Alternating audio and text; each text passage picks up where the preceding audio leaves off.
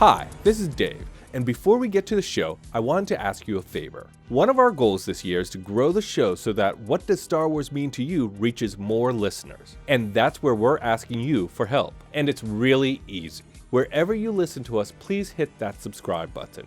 If you're liking the show, give us a 5-star rating and review on the platform you listen to us. We make a lot of fun of the algorithm and the smash that button thing, but it really does help us get noticed by new fans. And if you want to join in on the conversation, find us on social at Star Wars Mean to You. That's Star Wars Mean, the number 2 in the letter U. Now, let's chat some Star Wars.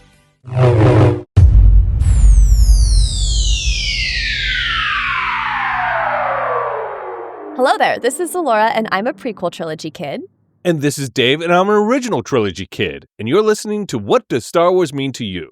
The show where we talk to all kinds of fans of the franchise, from industry insiders to indie artists, from obsessive mythologists to mega collectors, all for one goal, to take the hate out of the debate by focusing on one fan at a time to find out, what does Star Wars mean to you? Plus, it's just fun to chat Star Wars.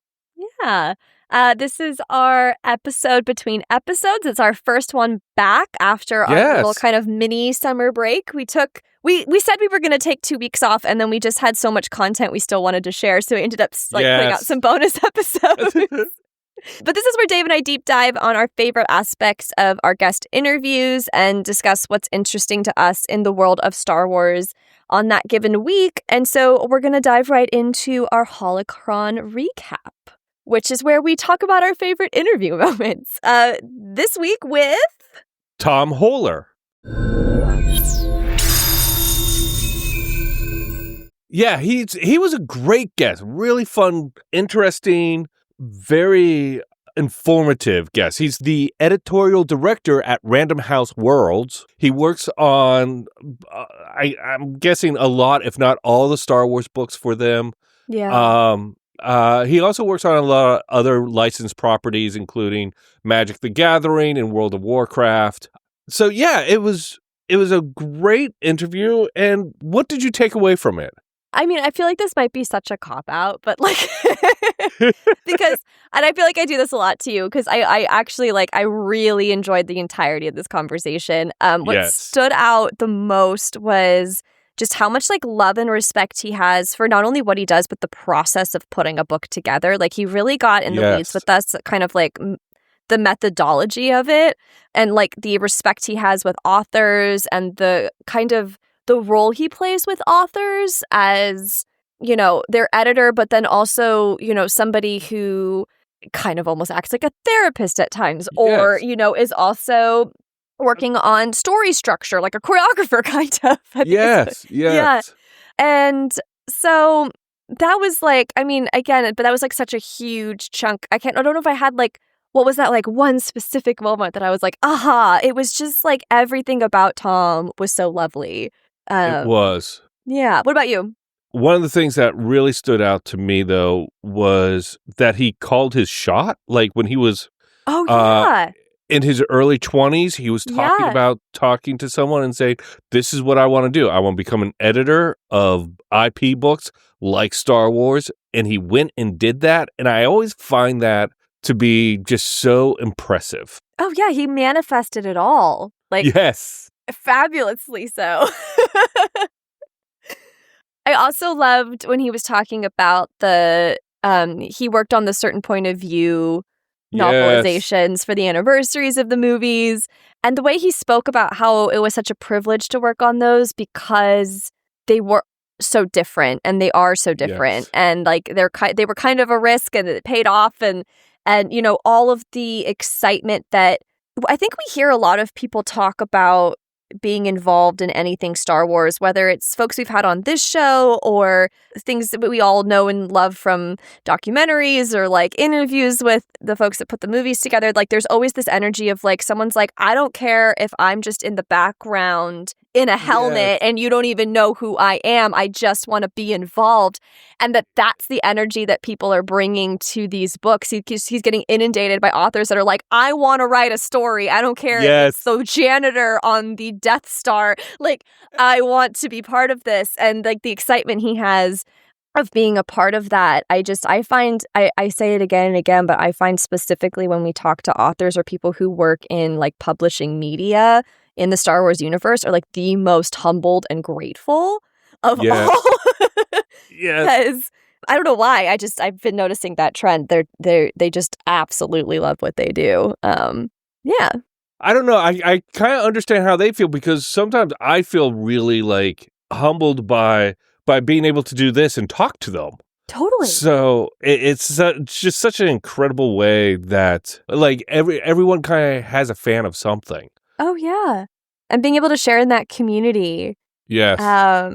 Was there anything else for you? One of the things he brought up that I really liked was he was talking about the difference between like Star Trek technology and Star Wars technology. Oh yeah. And how Star Trek is kind of about how does that technology work? Like it's true, what you might call hard science fiction, or maybe some people would say soft science fiction, that, you know, they try to have the technology make sense. And then Star Wars, the technology is just kind of like you look at something, you get the sense of how it works, and it just works because you get the sense of how it works. I love that about Star Wars technology. And I also really appreciate in all of Star Wars how the creators express very quickly in like a 2-second shot what this thing does and kind of like the vibe of how it works. Mm-hmm. Yeah, absolutely. You know? Yeah, he was talking kind of similarly too about you know, like what makes Star Wars feel like Star Wars, and how you have to kind of strike that balance between this like kind of hope and wonder to like also adventure, and like there's this kind of unspoken X factor that kind of leads into what you're talking about. Like there's a very specific kind of like technology and assumption of like kind of how this universe operates, and not making that trivial, but like making that authentic and feel lived in. Maybe we should let him tell us what Star Wars meant to him. Yes. Let's just go into what Star Wars meant to Tom Hoeler. Star Wars, and I didn't share this earlier, but it is part of what Star Wars mean to me, is that for the longest time, Star Wars was actually a kind of singular, solitary thing for me. So when I was growing up, while there were tons of people that I experienced watching the movies with, or, you know, going to the movies to see special editions with, when it came to the books, I actually did not have a lot of other people who experienced the non-film parts of Star Wars along. Because again, growing up in the 90s, there are not even quite to message boards yet. There are not Discord channels that I can join. There are not Twitter communities or, you know, Facebook groups or anything that I can go out and join and find people who were as into the novels as I was. So for a lot of my young experience of Star Wars, a lot of the formative experience of Star Wars, it was kind of the solitary thing. If I talk about the movies with my friends or my relatives or whatever, and I didn't really anyone to talk about the books with. Then every once in a while, someone would ask a question about something that the Star Wars movies in there. And I'd say, well, in this book, blah, blah, blah, blah. And I get to share something, explain something. But it was just, I experienced Star Wars kind of as a solitary thing for a really long time, which I actually was totally fine with. I didn't lament it, but it was just how I experienced it. And even once connected fandoms became a thing, I didn't really join them. I was kind of like a person who like stood at the outside of the, you know, school dance, just watching the people who were dancing, not actually digging kind of thing, that kind of thing. So Star Wars to me has always been a very deeply personal thing because of that fact that I was mostly experiencing it myself. And it has remained that even as it's now widened to me being a part of this larger community of readers and being a very small part of the group of custodians who are adjacent to the people who are creating stories in Star Wars. So even though it is broad in that way, it's remained this deeply personal thing, but it's taken on an added meaning of personal satisfaction because it is part of the end of a long journey that I took wanting to get into publishing and to become an editor. And as I said, one of the very ridiculous things that I said at the beginning of that journey was, I'm going to go work on Star Wars. Yeah. So the fact that I am sort of dart hitting the bullseye situation means that Star Wars itself is sort of now intrinsically linked with like my own personal satisfaction and success at my career choices and my personal journey as like wanting to, you know, have a gratifying or fulfilling career or anything like that. So beyond all the actual stories, it means that. And then it means all these different people that I have come into contact with now getting to contribute, Yes. in a very minor way to Star Wars. All of the different authors, all of the other people in professional capacities and personal capacities, all the different readers, people that I meet when I go to conventions, like all of those things. Star Wars is very much less about the stories that it tells and more about the people that it connects you to when you are experiencing those stories. That's pretty much what it is now.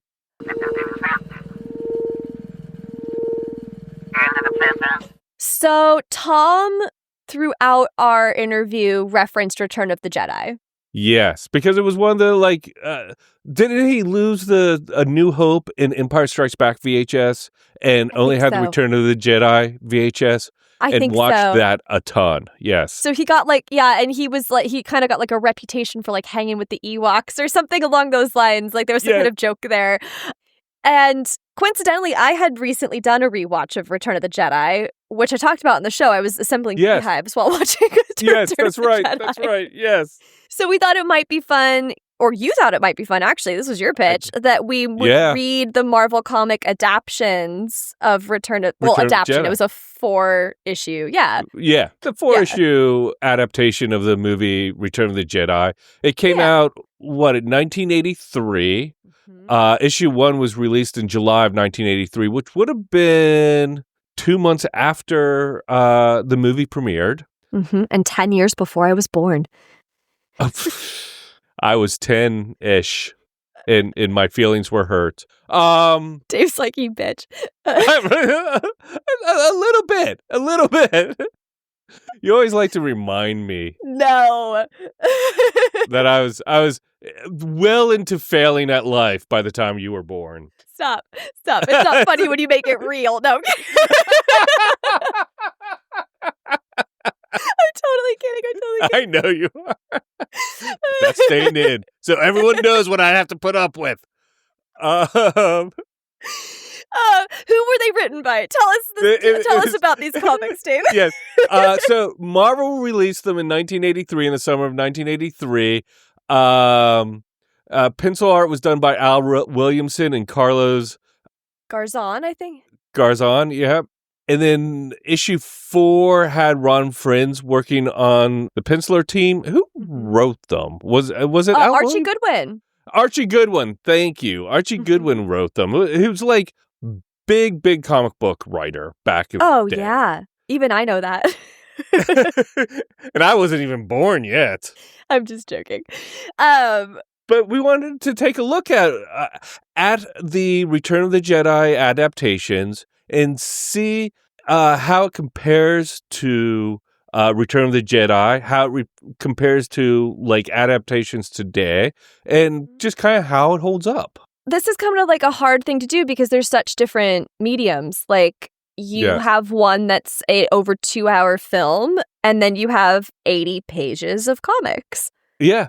So, from your perspective, does the comic do the story justice? What's its successes and where did it fall flat for you? So I think, let's also put in context that this is a comic book from 1983 when it was a very different kind of business. That's fair. I'm also regretting saying fall flat. I think what I meant was more where did it feel specifically different? Because I wouldn't say that these wildly successful comics fell flat. Yeah. And to be fair to us, I don't know if it totally holds up. Mm-hmm. It's not something where I really feel look, I bought these comics back. These may be the first comics I ever bought. That's so cool. Yeah, I read them and reread them. I may still have them. I'm not 100% sure. But one of the big differences, even from today's standards, today, it may be more than just 80 pages. Mm-hmm. They would give it a little more time. This felt very writerly, meaning that there was a lot of written descriptions, Han Solo swings his staff backwards and hits Boba Fett's ignition on his jetpack. It's instead of showing you, it's very much telling you with kind of pictures to support it in the moments. And that, for me, made it a little tough to get through because I just felt like I was reading it more than I was experiencing a visual story. That's fair. On the flip side of that, which is interesting it's interesting that was your experience, because it was mine too for a lot of, the sequences that we already know the actions of because we grew up with movies, right? But there's a couple action sequences that actually felt more tense to me in the artwork, like especially Leia's Dune Sea killing of Jabba. The way that it's like, there was just something about the artwork and the perspective, and like it felt really intimate in a way that I didn't really get from the film. And I was like, oh shit, right, like she actually full on kills him. Like yes. It was like it hit me for the first time. Yes. The comic. Yes. Yeah. So there was places where it worked. Yeah. I totally see that. I can totally see that. I may have been blowing through the comic too and not That's fair. landing on anything. Because it's like, I'm so used to splash pages now. There might have been 2 splash pages in like those 4 3. issues. Yeah.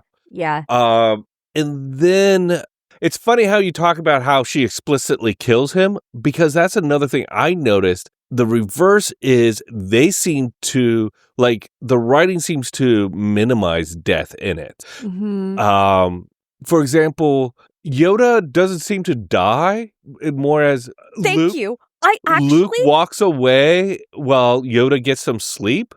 Like it had me questioning everything. I'm not kidding. I went back and watched that whole scene again in the movie because I was like, am I stupid? Did I forget when Yoda dies in Return of the Jedi?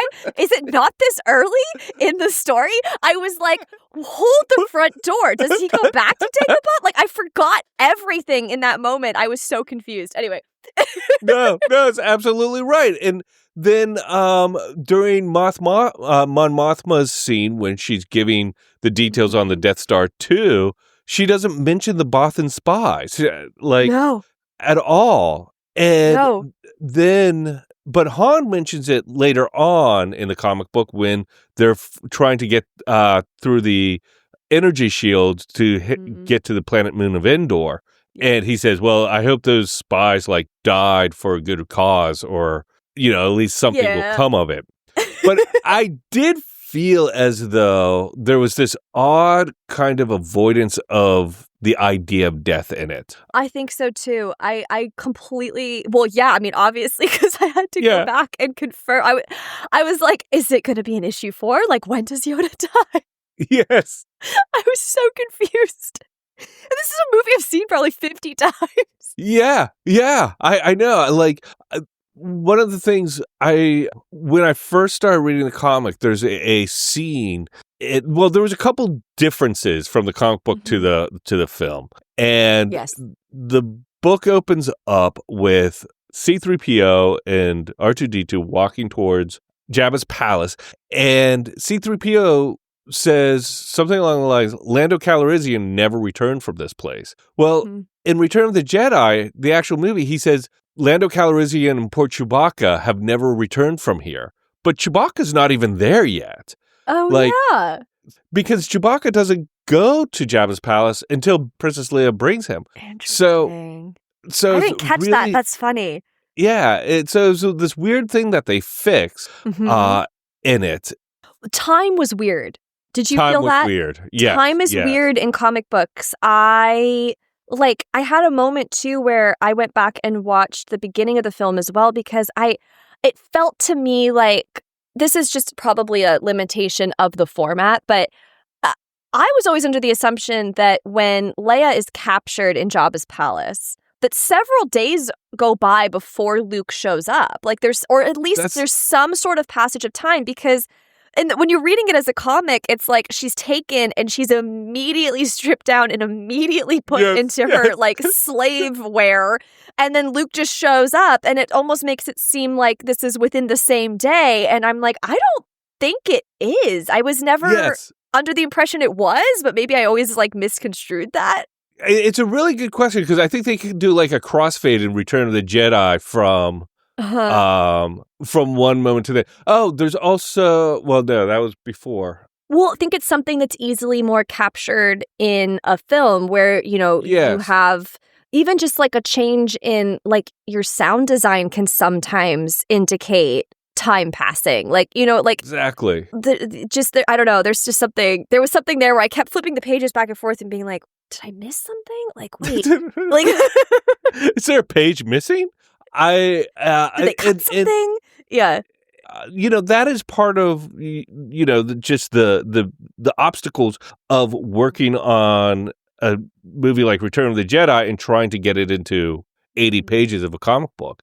I mean, it's a very hard working 80 pages to get through the story. Yeah, so obviously, I'm kind of like heavily leaning in here on the first 2 issues. And by the time I went into the third, I was like, you have got to reframe how you're reading through this. Because I was going into it knowing we were going to kind of compare it to the film. But I realized like to only really honestly do that, I had to kind of like, what's this story in this format? It's the only way you're taking it in. Like, and kind of come to it from that perspective. And I loved the visual storytelling. I have mad respect for comics. I took a class in graduate school on transmedia storytelling, and like it was super focused on comic book storytelling, and we had a lot of really cool comic book artists and writers and pencilers and everything kind of come in. And then we had Rob Salkowitz on our show, and he was the professor for that class, and he also gave us like I think an even more deeper appreciation for comic book storytelling. But for me, I get more out of a story in a film, I think. I just do. There's something about, I think I'm a very auditory person. And so like there's something about music and film, sound editing, the tone of how people are delivering, or emoting, like and how you're supposed to kind of like read into what that means.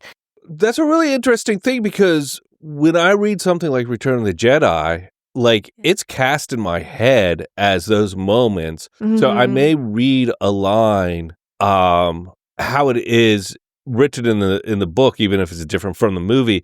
Yeah. But I read it like Darth Vader, or I'll read it like Mark Hamill, which really I feel like my experience then is I'm using the comic book to remind me of the movie more than I'm using the comic book to understand the movie through a different medium. That makes a lot of sense.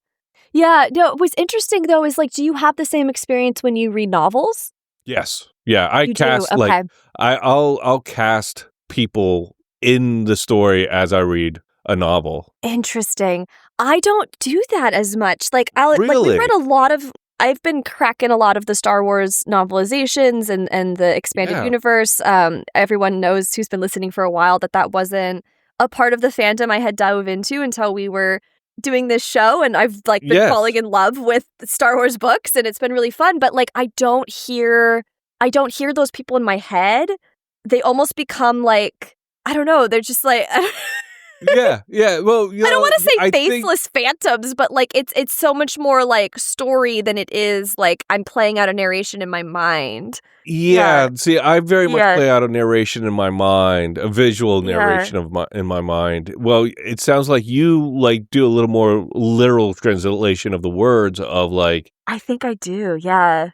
Which makes me the most like obnoxious fan ever because I just sat here and said, I get more out of watching movies than I do reading. But like I'm also like a walking contradiction because on the flip side of that, if I read a book first and then get a film, do I rip that film to shreds? Like there has never been a film adaptation of a book I loved that has ever met the expectation that I had in my mind for what that could be. So like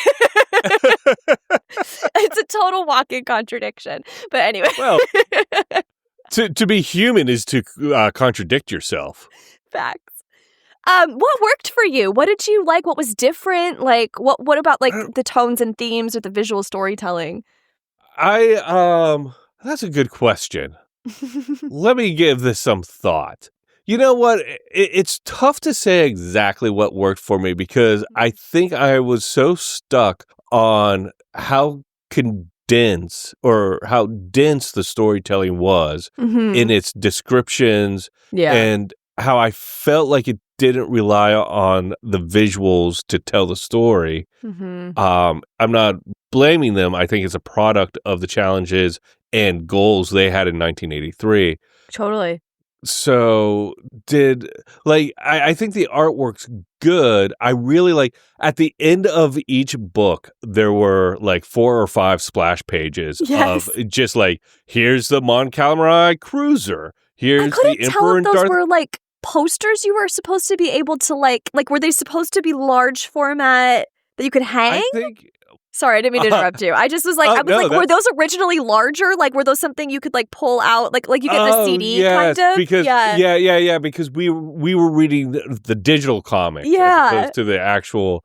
No, that was their size. They were like a regular comic book page size, but it was just a couple of splash pages. Biker Scout, I remember, was one of them. I think the shot of Wicket is one of them. Yes. Anyway, I really liked those images brought me back, and the covers bring me back to that time. Yeah. Very much. How about you? Wicket. Well, speaking of Wicket. Speaking of Wicket, actually, this reminds me, I had a note in here, and I was like, I don't know where I'm going to plug this in, but I just it was a funny thing I noticed. The Ewoks look way more aggressive in the comics. Yes. They're scary. Yes, I have think so much more warrior aesthetic and energy, and in the films they I'm not trying to take that away from the films because they definitely have that, but they're still kind of cute. Yes, no, I think that is an advantage of the medium of comic books over the film, because the film, you are stuck with kind of practical effects of people inside these costumes and not being able to articulate the face as much as they may have wanted to. Yeah. But in the comic book, they're scary. I feel like outside of television and movies, Ewoks can be really scary, because there's a game on Battlefront 2, there's a board. You're a group of stormtroopers on Endor at night, and Ewoks are hunting you. Oh, God. And one of the things funny. I felt was really funny was, in Star Wars, I feel like they never say the name of anything. Like, the AT-AT was never a name. No. That's mentioned you have to in get the that movie. Elsewhere. Walrus Man, all those names. You would see it on the action figure in the store and be like, that's that guy's name. Yes, exactly. With the picture of the guy. That was my experience. I felt like they were on a mission to make sure every character got a name check as many times as possible, because even in the very first scene when Darth Vader arrives to the Death Star 2 to say the Emperor is coming, he says, is it Captain or Admiral? I think it's Admiral. Admiral. Yeah. Jerjerod's name 5 times in one page. And it was just so funny because it's also such a tough name to say. So imagine Vader just being like, Admiral Jerjerod. You are not on schedule, Admiral Jerjerod. It is a funny, hilarious detail that was in there. Yes. Yeah. and Bib Fortuna, his name was said way too many times. Way too many times. And I just thought it was interesting how I almost feel like Marvel was like, we got to get the names of these things in here. Yeah, I think so too. Or maybe Lucasfilm was like, get the name of those things in there because we're going to be selling toys. Yes, yeah, exactly. We need them to know which characters they want. In terms of what I enjoyed a lot about these, I loved, I thought they did a really good job of kind of showing perspective. So making the villains look larger and more dominating compared to the more our hero characters, which is really, I feel a hard task in a medium like this. I thought that the colors and the use of color was really cool. And maybe this is my Rob Salkowitz class coming forward here, but I was I loved that in scenes where it's supposed to be really tense, that there's a high contrast or even a lack of color. And then in scenes where there's kind of a more emotional component, like Han and Leia reconnecting, it's the same at Jabba's palace. It's the same environment, but 2 pages before it was just stripped or really over contrasted and kind of almost assaulting to your eyes. But then when it's just the two of them, it's actually really warm. And I noticed that. I liked that. And that That's happens in a couple awesome. places. Like the way that they penciled, or I should say colored, the brightness of the sun when they hit the Dune Sea. Like, was super obvious. Because, like, even as the reader on my phone, I was like, oh, God, this got brighter. You felt that heat. Yeah, like these things that like might feel like minor details, but I do think it's the composition of where I think you in film get so much more. I was talking about like the auditory experience, but I feel like in comics they do that through color. It's like been my takeaway from this. Oh, that's great. Yeah, that's so true. Oh, one of the things I noticed in this, and I don't know if it's anything I've ever thought about before, but Return of the Jedi starts in a throne room. It's Jabba's throne room. And then Return of the Jedi ends in a throne room. And I don't know. I think because they called it Jabba's throne room a couple of times that it stood out to me that I was like, oh, these are both throne rooms. And I don't know what that means, but it feels like an interesting little... Well, it's just stuff you notice when you take something in a different way. Yeah. Yes. We already hit on the skipping over Yoda's death and the kind of like avoidance of death in the books, except for the sometimes rare moments where it's super intimate, like Leia killing Jabba or, you know. Like, there was a couple moments where I actually felt that the action in the comic was more intense than in the film, specifically the Battle of Endor. Oh yeah, the land battle. Not the one we think of as the actual battle, but kind of the precursor to that, where Leia ends up getting separated from them and taken in by the Ewoks. That forest chase was so much more intense in the comic book than it is in the films. Well, I think you feel even more lost in it because you know that like a lot of time and space has been covered, but you don't see it because of the quick cuts, essentially, of a comic book. Yeah, I don't know. So there was just there was places where I felt tension mounted even more for me because of everything that was going on the page and exactly what you just said. But then there were also places where I felt like it lost things. Like there was not the same amount of tension when Luke is talking to Yoda about his father and when Obi shows up and is talking about it. It doesn't really translate Luke's, I think, temptation towards the dark side in that brief kind of moment. Yes. There's things that you lose. There's things, I would love to see, and this may exist, but a modern retelling of Return of the Jedi in comic book form, because I think it would be a very different experience. I do too. Oh, I just remembered. I'm so sorry. What? You're so right. No, Han and Luke's relationship is weird. Yes. It's weird. Yes. It goes from like this kind of more like at this point in the story, there's this kind of like envy and jealousy, but like an undercurrent of this like brotherly tough love. Yes. Like, and they have a very complex relationship because Han's really jealous in Return of the Jedi. But in the comic book, he's saying things like, "Thanks, buddy. I see with new eyes now." Like, and like, it's like, I'm like, who the hell is this? Like, it's so true. And I think that's also another factor of how they use the space to tell the story is that you don't have the time to have the looks between the two. That was another line that they cut was like, "You're going to die here, you know." yeah. Another reference to death that they cut. When you think about Return of the Jedi, like really drill down, that's one of the few lines they have together. Yes, like, it is. Yeah. It just, I thought that there was so many moments where he was just like, "Thanks, bud." I was like, who is this version of Han? I don't understand. And also, you don't have Han Solo, like you don't have Harrison Ford conveying that line. No. And you can't imagine Harrison Ford conveying that line either. I don't know what planet Han is saying buddy. Like, it just doesn't, it's not even something you would say. I kind of wonder if that was something that was in the script and they used it. Like, when you look at in Empire Strikes Back, the "I love you, I know" moment, and how Harrison Ford kind of improvised or pitched that line after there was a line in the script that was something like, "You're colder than that ice planet we just came from," was the original written line. And I wonder if the original written line was I see with new eyes now.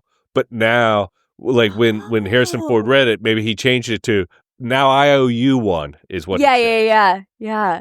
That's an interesting thought. That that the comic adaptions were going off of some form of an earlier script. Yes. Yeah, and that because his character hadn't fully been formed by the actor yet. Yeah. in order to publish the comics, they may have to do it a couple months in advance. Oh, probably even a year or so in advance. Yeah, I imagine. and so they didn't have the final film to go by. Interesting. Okay, well that changes a lot of my thinking. I don't know. There was a lot to love. I'll put a button on this. There was a lot to love. There was also a lot to love more about the films. Yes. Yeah, I agree. I think it's a product of its time. It's very nostalgic for me, but revisiting it, I was kind of like, oh, wow, I liked a lot of things that I may not have liked now. I liked a lot of things as a kid. Yeah, which is fine. That's why I have a Attack of the Clones poster on my wall behind me. Exactly.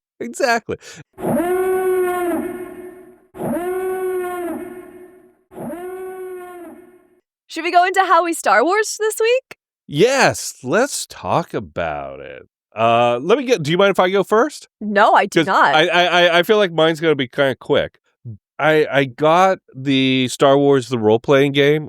I'm so showing cool. It like I want to see it from '87, and I've been going through it just because I think I had this as a kid and I loved it because it condensed everything we knew about Star Wars into 2 books that were roughly 130 pages. So they're books. I heard game. Oh, yeah, because it's the RPG, the role-playing game. So it's the rules and then the source book. Got it. So are you going to design a quest and invite Paulo and I over? Is this what's happening? I mean, maybe we should do that. Is have a little bit of a... And we should live record it for the podcast. So people can hate my storytelling. No, we'll post it on like Christmas or something completely random. That's just like, like that's so funny. I want to do that. Okay, wait, now you have to. No. Now you have homework. Okay, we'll do it. Yeah. But yeah, I just, what I love about this is, again, it was like everything we knew about Star Wars back in 1987, but it also has like little ads for like introducing the X-Wing Incom, which is the type of X-Wing that the Rebel Alliance uses. Anyway, so yeah. That's fun. I like that. How did you Star Wars this week? Well, I've talked about this on the show before, but I did it again. I did it again. I did it again. So the Empire Strips Back, a Star Wars burlesque parody show, is touring again.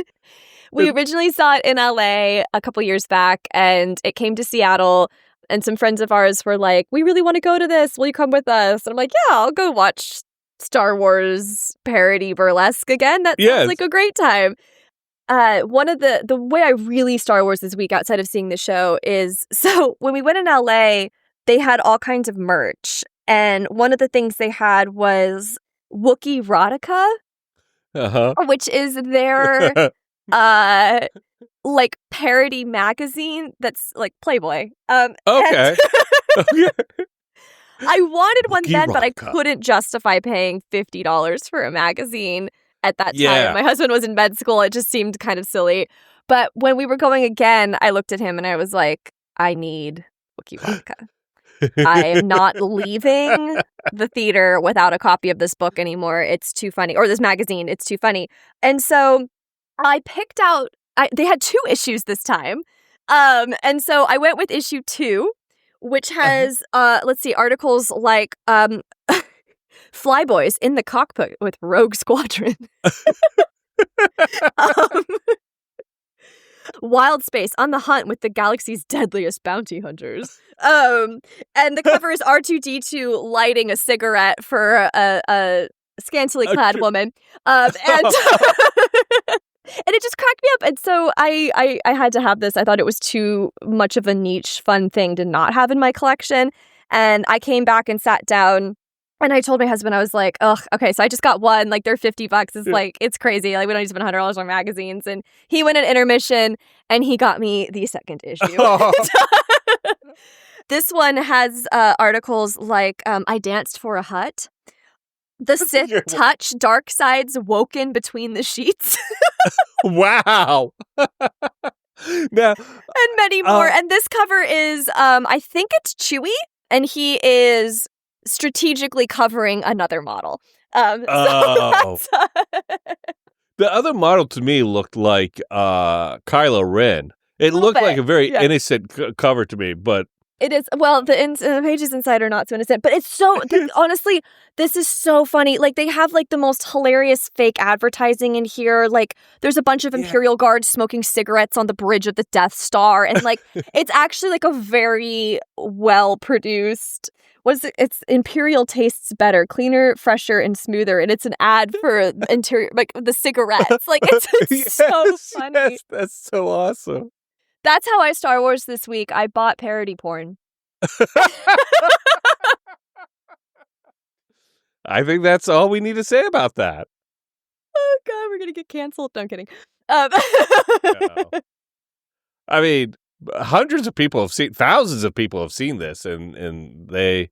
Oh, it's a fun show. I mean, if it comes to your city and you have a chance, like, it's a good time. And I will say it's a classy burlesque show. I mean, it goes just right up to the edge. Yeah. It goes just right up to the edge. So, that's what Star Wars means to us this week. Next week, we have Lisa Stevens and Vic Wertz, and they have one of the largest Star Wars collections in the world. Mm-hmm. And it was a fantastic conversation, and they are joining 3 other collectors to combine their collections and create the Saga Museum of Star Wars Memorabilia. And that includes Steve Sansweet, who's like a very famous collector, Gus Lopez, Duncan Jenkins, and our 2 guests next week, Lisa Stevens and Vic Wertz. And one of the things we talked about is that in Comic-Con on July 27th, they're doing an auction of some of their pieces to raise money for the Saga Museum. Yeah. And each of the 4 donated some of their collections in order to raise money for this. And the bidding has already started. Yeah. And this is why I wanted to like tease this now, because the bidding has started. They have all kinds of Star Wars memorabilia like posters, blueprints, props, crew hats, and really so much more. One of the things was like the right hand of C-3PO. Yeah. And you can go to the site ranchoobiwan.org/the Saga Museum, and that link will be in the podcast notes, and so you can just jump there.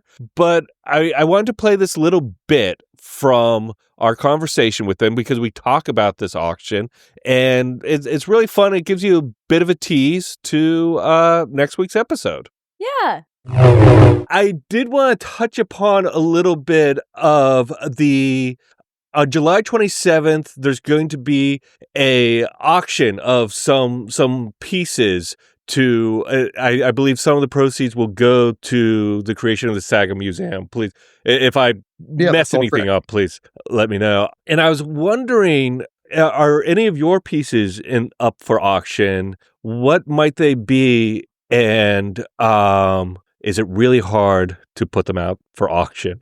Oh.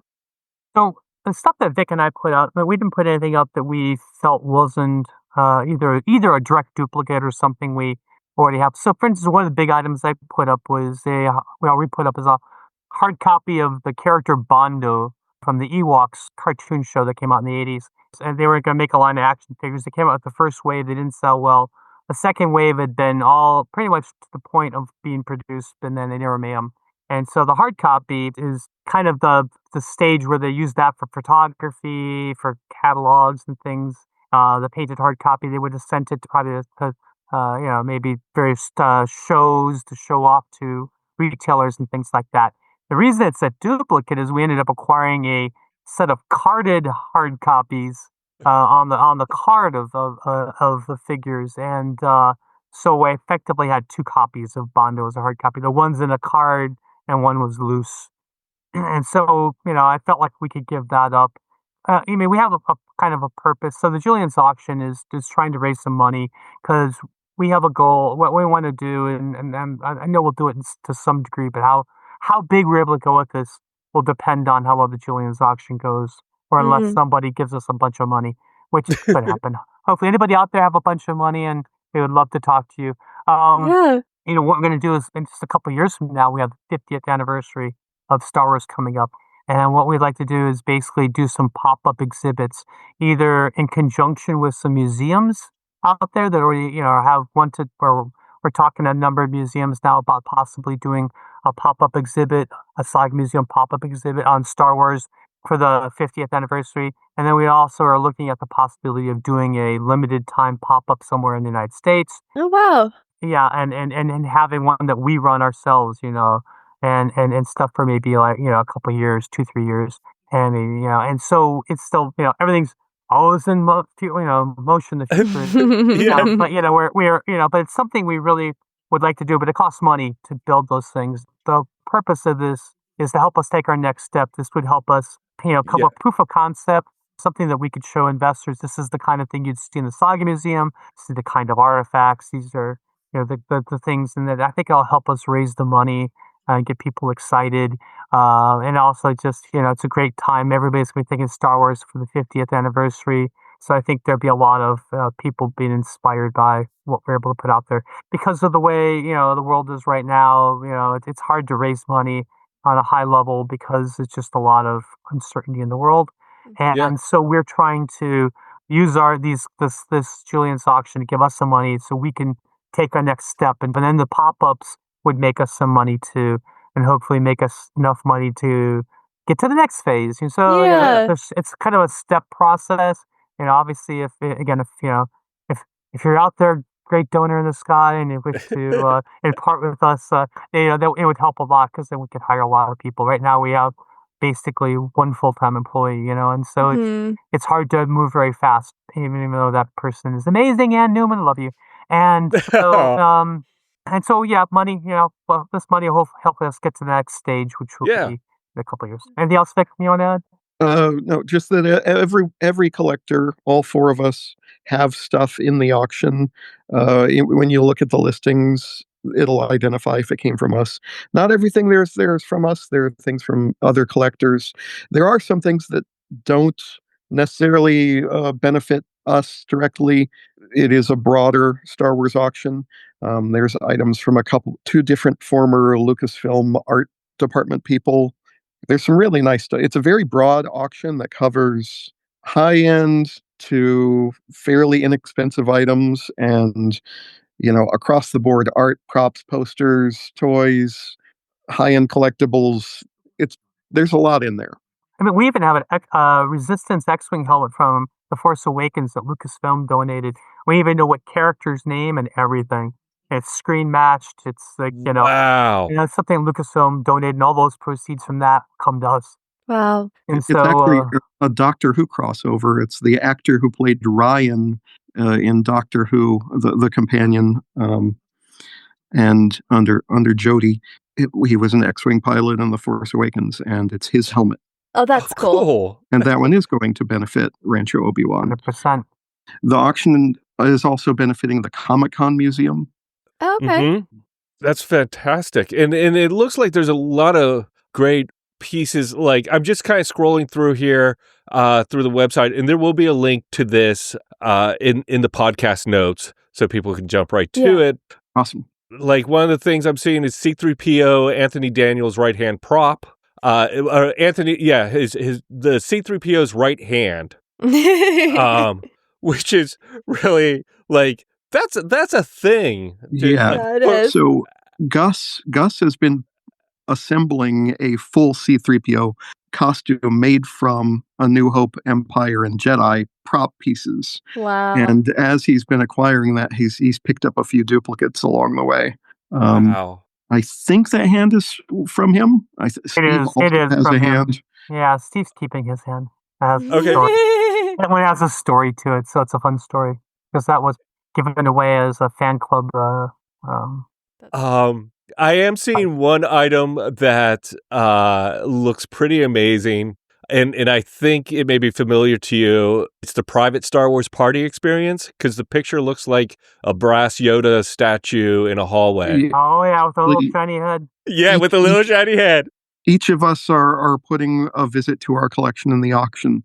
Cool. So you can visit Duncan in Kansas City, Gus in Seattle, or us near Seattle. Or did we put a Rancho in the auction? I'm pretty sure there's a Rancho one in there, but I'm not 100% sure. Because you can always visit Rancho any weekend, but they may have had a private tour. I don't know. I don't remember.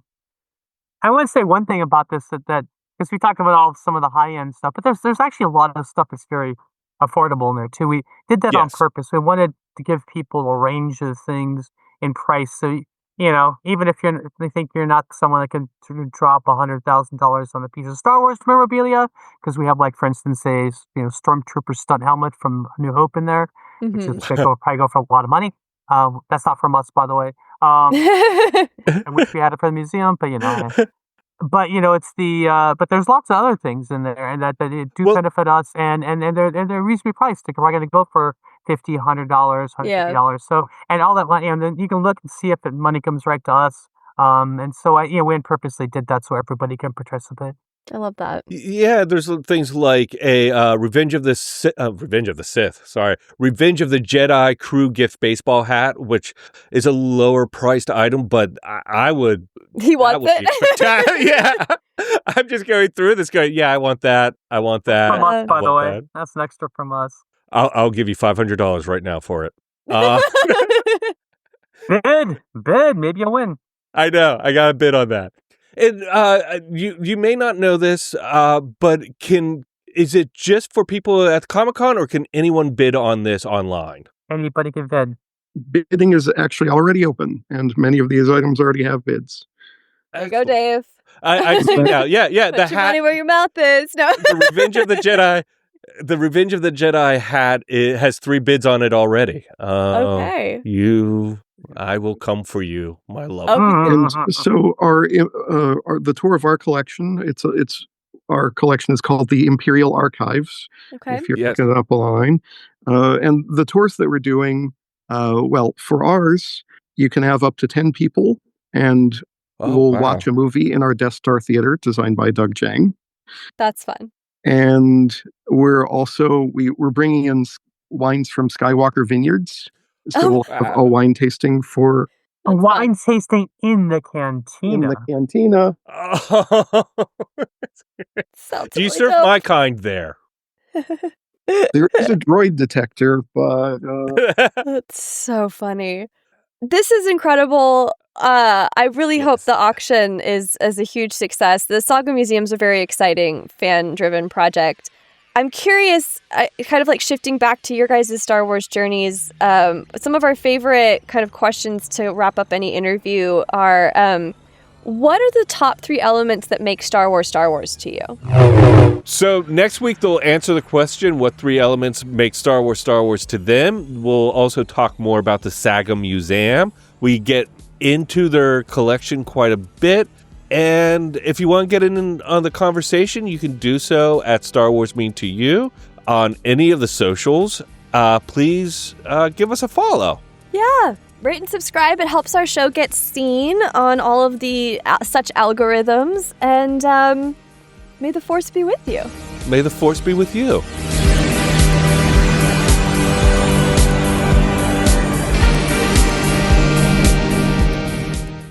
A film to a comic book, right? Like, exactly. I mean, you have 2 completely different types of mediums. Like, one is, did I say mediums? Mediums.